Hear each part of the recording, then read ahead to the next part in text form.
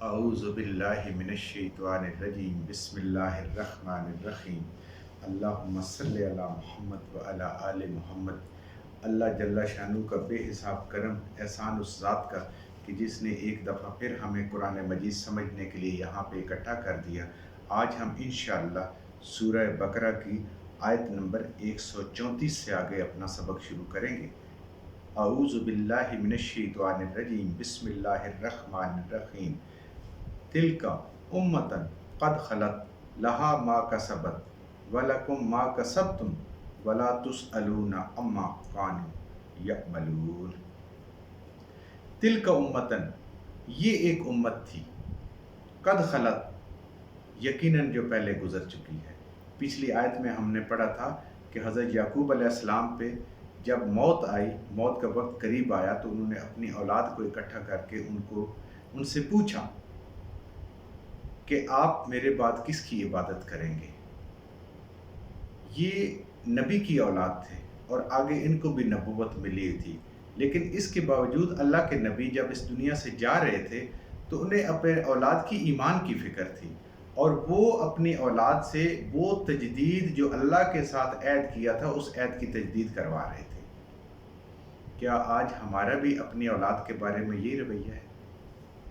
یا ہم ان کو یہ بتاتے ہیں کہ ہمارے بینک میں کتنے پیسے پڑے، یہ بزنس ہے، آپ نے اس کو آگے لے کے جانا ہے اور آپ نے دنیا کا نمبر 1 بننا ہے۔ تو یہ وہ باتیں ہیں جو اللہ نے ہمیں قرآن میں سکھائی ہیں کہ ایک نبی جب دنیا سے رخصت ہو رہا تو اپنی اولاد کے ساتھ، جو نبی ہیں ان کو ساتھ تجدید عہد کی باتیں کر رہے، جو اللہ کے ساتھ اور اللہ کے دین کے ساتھ ان لوگوں کی کمٹمنٹ تھی۔ تو وہی بات چل رہی ہے آگے، اللہ کی ذات فرما رہی ہے تلک امتن قد خلت، یہ ایک امت تھی، یہ ایک لوگ تھے، یہ ایک گروہ تھا انبیاء کا جو گزر گیا پہلے، یقیناً انہوں نے اپنا وقت گزار کیا۔ لہا ما کسبت، اس کے لیے ہے جو کچھ اس نے کمایا۔ کسب ہوتا ہے انسان کا، قرآن کا کسب دولت کمانا، دنیا کی بھی، دنیا کا جو انسان نے رہنا ہوتا ہے، رہنے سہنے کے لیے جو اس کی ضروریات ہوتی ہیں اس کو کمانا بھی ہوتا ہے، اور جو انسان اعمال کماتا ہے، اعمال کرتا ہے، اس کو بھی اللہ کی ذات کسب ہی کہتی ہے۔ یا آگے ہاتھوں کی بنائی ہوئی چیز، اپنے ہاتھوں سے بھیجی ہوئی چیز، اللہ کی ذات اس کو یہ بھی فرماتی ہے۔ تو انہوں نے جو کچھ کمایا وہ ان کے لیے ہے، وَلَكُمْ، اور تمہارے لیے ہے، مَا کَسَبْتُمْ، جو تم کماؤ گے، جو اعمال تم کرو گے وہ تمہارے لیے ہیں، اور جو اعمال انہوں نے کیے وہ ان کے لیے ہیں۔ یہاں سے ہمیں یہ بھی پتہ چلتا ہے کہ اللہ کی ذات فرما رہی ہے کہ اگر باپ پیغمبر ہے تو پھر بھی اس کے اعمال کام نہیں آئیں گے، اپنے اعمال کام آئیں گے۔ اگر میاں بھی پیغمبر ہے تو اس کے اعمال کام نہیں آئیں گے، اپنے کیے ہوئے اعمال کام آئیں گے۔ تو بادشاہ کا بیٹا بادشاہ نہیں ہو اللہ کے ہاں، جس نے محنت کی، جس نے کمایا، جس نے نیک اعمال کیا وہ اس کے لیے ہے۔ اب دیکھیں آگے ہم پڑھیں گے انشاءاللہ، نوح علیہ السلام کا بیٹا پیغمبر کا بیٹا ہے، لوط علیہ السلام کی بیوی پیغمبر کی بیوی ہے، ابراہیم علیہ السلام کے والد پیغمبر کے والد ہیں، لیکن انہوں نے اعمال نہیں کیے، اپنے وقت کے نبی پہ ایمان نہیں لائے تو وہ ناکام ہو گئے۔ تو یہاں بھی اللہ کی ذات یہ سمجھا رہی ہے کہ ان کے اعمال ان کے ساتھ چلے گئے، اور آپ نے اپنے اعمال خود کمانے ہیں، وہ آپ کو ان کے اعمال کوئی فائدہ نہیں دیں گے۔ یہ یہودیوں کا عقیدہ تھا اور نصرانیوں کا عقیدہ تھا کہ حضرت ابراہیم علیہ السلام ہماری وجہ سے، ہماری توبہ قبول ہو گئی، آگ پہ چڑھے، حضرت عیسیٰ علیہ السلام جب وہ صلیب پہ چڑھ گئے، اور انبیاء نے جتنی قربانی دی ہیں، جو بھی انہوں نے قربانیاں دی ہیں، تو ہم اس کے صدقے معاف ہو جائیں گے۔ آج دیکھیں ہم مسلمانوں میں بھی یہ چیز غلط و عام ہوتی جا رہی ہے۔ تو اللہ کی ذات بالکل کلیئر کٹ فرما رہی ہے کہ یہ ایک امت تھی گزر گئی، جو ہمارے آباء و اجداد تھے وہ بھی گزر گئے، جتنی نیکیاں کما گئے، جتنی اچھائیاں کما گئے، جتنی دین کی خدمت کر گئے، وہ ان کے لیے۔ آج ہمیں یہ خود کرنا پڑے گا۔ دنیا میں بھی آپ دیکھیں ایسا کبھی نہیں ہوتا کہ ایک انسان اگر کوئی ڈاکٹر ہے یا انجینئر ہے تو اس کا بیٹا ہر حال میں ڈاکٹر اور انجینئر بنے، نہیں۔ اس نے اگر بننا ہے تو اس کو وہ پورے اس پروسیس سے گزرنا پڑے گا، اتنا پڑھنا پڑے گا، وہ ڈگریاں لینی پڑیں گی تو وہ ڈاکٹر بنے گا، باپ کی وجہ سے نہیں بن سکتا۔ اگر عالم ہے تو اس کو علم سیکھنا پڑے گا اس کے اولاد کو، تو وہ عالم بنے گا، ورنہ وہ عالم نہیں بن سکتا کہ اس کا باپ عالم تھا یہ بھی عالم ہے۔ لیکن آج دنیا میں چل رہا ہے کہ جو کچھ باپ ہوتا ہے بیٹا اس کا وارث بن جاتا ہے۔ دین میں ایسی بات نہیں ہے، دین میں وراثت علم کے ساتھ ہے۔ اور یہ انسان کو سمجھایا جا رہا ہے کہ ان انبیاء نے، ان لوگوں نے اپنے لیے کمائی کی ہے، انہوں نے اپنے لیے رب کو راضی کی، اپنی آخرت بنائی ہے۔ اے انسان تو اپنی آخرت بنا۔ وَلَا تُسْأَلُونَ، اور نہیں سوال کیے جاؤ گے، اما اس بارے میں کانوا یعملون جو وہ عمل کرتے تھے۔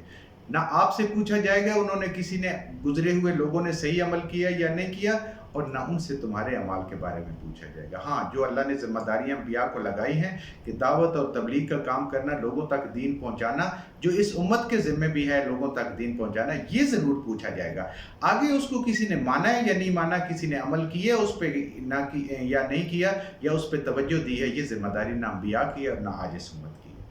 تو اس کے بارے میں کوئی سوال نہیں ہوگا۔ وقالو، اور کہا انہوں نے، کونو، ہو جاؤ، ہودن اور نصارا تہتدو،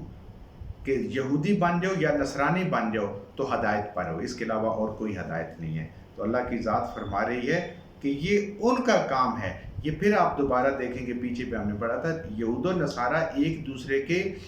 دنیا کے بھی اور دین کے دشمن ہیں، لیکن حضور صلی اللہ علیہ وآلہ وسلم کے مقابلے میں وہ دیکھیں پھر اکٹھے ہو گئے۔ وہ کہتے ہیں یہودی ہو جاؤ پھر بھی ٹھیک ہے، نصرانی ہو جاؤ پھر بھی ٹھیک ہے، بلکہ یہاں تک ملتا ہے، علماء فرماتے ہیں کہ یہاں تک انہوں نے کہا تھا کہ ان مسلمانوں سے تو مشرکین مکہ بہتر ہیں، جبکہ وہ پہلے ان کو کہتے تھے یہ کسی دین پہ نہیں ہے، ان کو کچھ پتہ ہی نہیں ہے، انہیں دین کا نہیں پتہ، ہمارے پاس پوچھنے آتے کے لیے۔ لیکن مسلمانوں کی دشمنی میں اور نبی کریم صلی اللہ علیہ وآلہ وسلم کی مبارک ذات کے ساتھ بغض میں وہ یہ تک کہہ دیتے تھے کہ مشرکین ان مسلمانوں سے تو بہتر ہیں، ان کے عقائد ٹھیک نہیں ہے۔ تو یہاں دیکھیں پھر ان کا گٹھ جوڑ ہو رہا ہے مسلمانوں کے خلاف اور آپ صلی اللہ علیہ وآلہ وسلم کے خلاف، اور کہتے ہیں کہ یہودی ہو جاؤ، نصرانی ہو جاؤ، حالانکہ یہودی وہ ہیں جو حضرت عیسیٰ علیہ السلام کو بھی نہیں مانتے، اور نصرانی وہ ہیں کہ جو حضرت محمد صلی اللہ علیہ وآلہ وسلم کو نہیں نبی مانتے، تو ہدایت پا جاؤ گے۔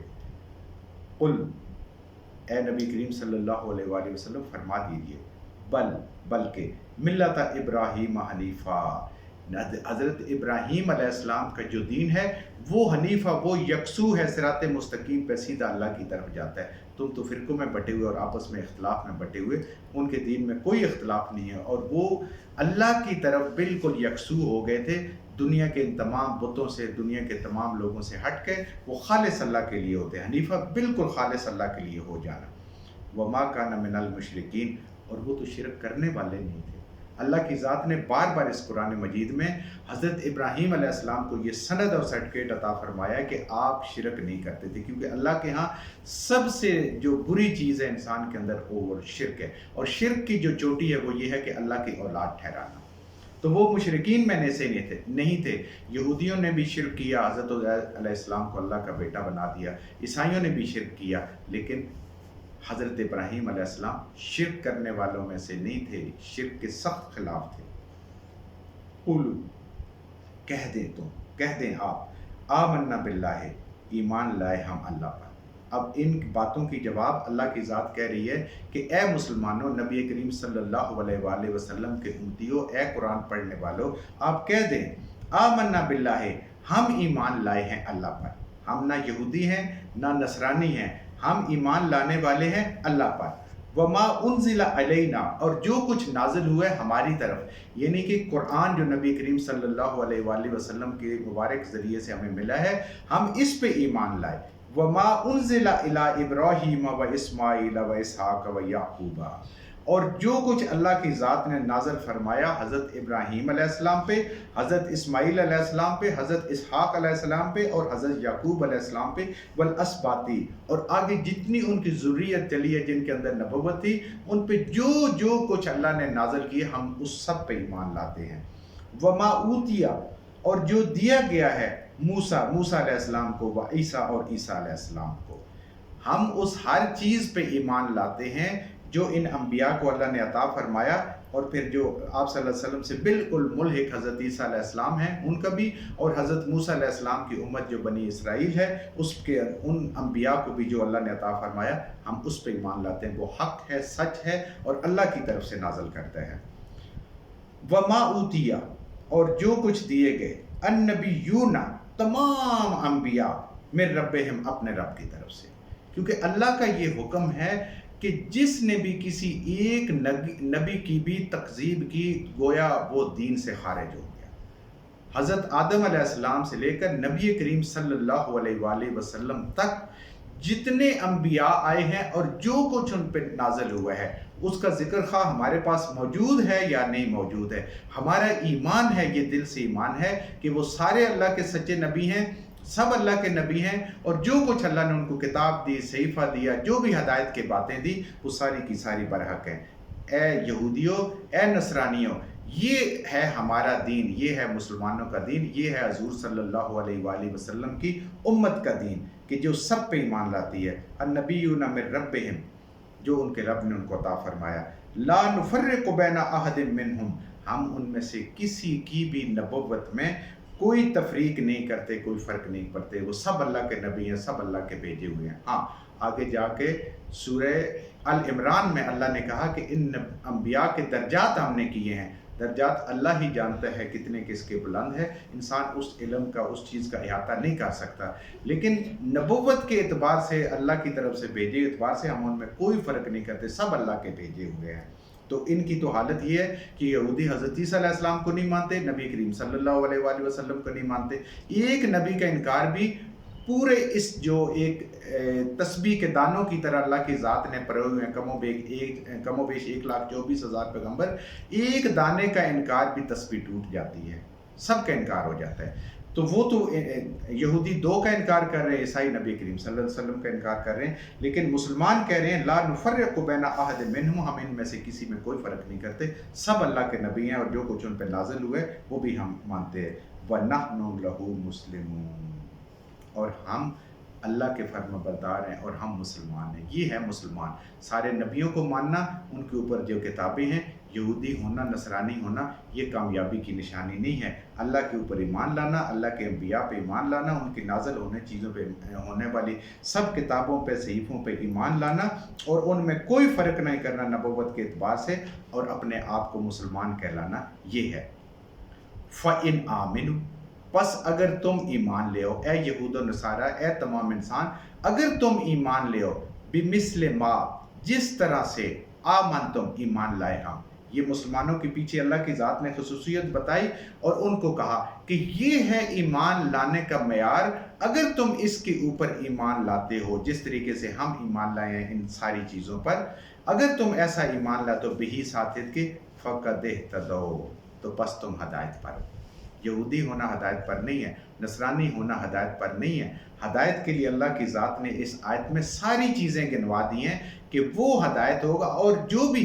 اس کے مثل ایمان لائے گا وہ ہدایت پر ہوگا، تمام انبیاء کو مانے گا، ان کی کتابوں کو مانے گا، اور جو مسلمانوں پہ نازل کیا اللہ کی ذات نبی کریم صلی اللہ علیہ وآلہ وسلم پہ، وہ اس پہ ایمان لائے گا، اس کو سمجھے گا، اس پہ عمل کرے گا، وہ ہدایت پہ ہوگا۔ کسی گروہ کا نام رکھ لینا وہ نہیں، اور وہ ہو بھی مسلمان،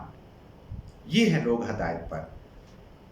فَإِن تَوَلَّوْا، اگر یہ ساری باتیں سننے کے بعد بھی کوئی منہ موڑتا ہے، یہودی موڑتے ہیں، نصرانی موڑتے ہیں، یا مشرکین عرب جو ہیں وہ اس سے منہ موڑتے ہیں، فَإِنَّمَا،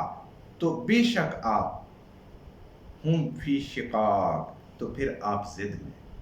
یہ باتیں بالکل سچی ہیں، برحق ہیں، یہ ایمان کا معیار ہے، یہ ایمان لانا پڑے گا، اس کے اوپر کوئی کمپرومائز نہیں کر رہے اللہ کی ذات کسی انسان کے لیے بھی۔ اگر یہ باتیں ساری سن کے بھی اگر کوئی یہ سمجھتا ہے کہ وہ اس سے منہ پھیر لے اور اس پہ ایمان لے، تو اللہ کی ذات کہہ رہی ہے تو یہ اس کی ضد ہے، یہ شقاق ہے،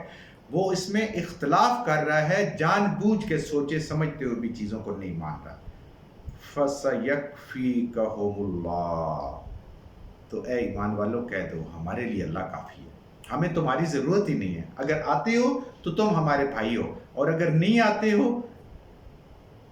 تو پھر تمہاری کوئی ضرورت نہیں، ہمارے لیے ایک اللہ کافی ہے، تعداد ہماری جتنی بھی ہے، ہم جو کچھ بھی ہیں، ہمارے لیے اللہ کافی ہے۔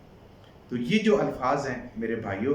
فَسَيَكْفِيكَهُمُ اللَّهُ، ان الفاظ کی ایک بڑی تاریخی اہمیت ہے۔ حضرت عثمان غنی رضی اللہ تعالی عنہ، خلیفہ سوم، جب باغیوں نے آپ کو شہید کیا تو آپ قرآن پاک کی تلاوت فرما رہے تھے، اور جو آپ پہ تلوار چلائی گئی اور آپ کی بیوی نائلہ رضی اللہ تعالی عنہا نے اس کو اپنے ہاتھ پہ روکا، ان کے ہاتھ کی انگلیاں کٹ گئی، تو ان کا جو خون گرا ہے وہ یہ الفاظ تھے، فَسَيَكْفِيكَهُمُ اللَّهُ، اللہ کافی۔ اور وہ نسخہ آج بھی موجود ہے ترکی کے اندر،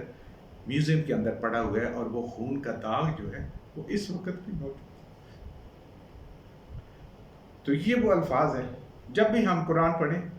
ہمارے ذہن میں یہ بات آ جانی چاہیے، ہمیں یہ یاد ہونا چاہیے کہ یہ وہ الفاظ ہیں کہ جو ذوالنورین خلیفہ سوم مسلمانوں کے، جب ان کو باغیوں نے شہید کیا، اور کتنے افسوس کی بات ہے کہ وہ باغی کوئی کافر نہیں تھے، استغفر اللہ استغفر اللہ، وہ کوئی کافر نہیں تھے، اور جب قتل ہوئے تو یہ نسخہ آج بھی دیکھا جا سکتا ہے۔ کئی لوگوں نے دیکھا ہے جن سے میری بھی ملاقات ہوئی ہے کہ وہ ترکی کے عجائب گھر میں پڑا ہوا ہے، اور اس کے اوپر خون کا آج بھی وہ دبے دیکھے جا سکتے ہیں۔ وَهُوَ السَّمِيعُ الْعَلِيمُ، اور اللہ کی ذات خوب سننے والی اور خوب جاننے والی ہے۔ اللہ سب کچھ جانتا ہے، اللہ کو سب پتہ ہے کہ کون کس طریقے سے ایمان لا رہا ہے اور کس کے دل میں ضد ہے، لیکن اللہ کا حکم ہے کہ یہ اس مثل ایمان لو گے تو وہ قابل قبول ہے، جیسے نبی کریم صلی اللہ علیہ وآلہ وسلم کے صحابہ کرام لے کے آئیں گے، ورنہ یہ دوسرا ایمان قابل قبول نہیں ہے کہ یہودی کا ٹائٹل لگا لیں، نصرانی کا ٹائٹل لگا لیں، کوئی اور ٹائٹل لگا لیں۔ نہیں، ٹائٹل لگانا ہے تو مسلمان کا لگائیں، اور یہ سارے اوصاف اپنے اندر پیدا کریں اور ان چیزوں پہ ایمان لے کے آئیں۔ جو کچھ ہم نے صحیح پڑھا اللہ ہمارے ذہنوں میں دلوں میں بٹھا دے، جہاں جہاں پڑھتے ہوئے بولتے ہیں ہم سے غلطیاں ہوں گی، اللہ ہمیں معاف فرما دے، اور ان غلط باتوں کو ہمارے ذہنوں سے دلوں سے اللہ کی ذات نکال دے۔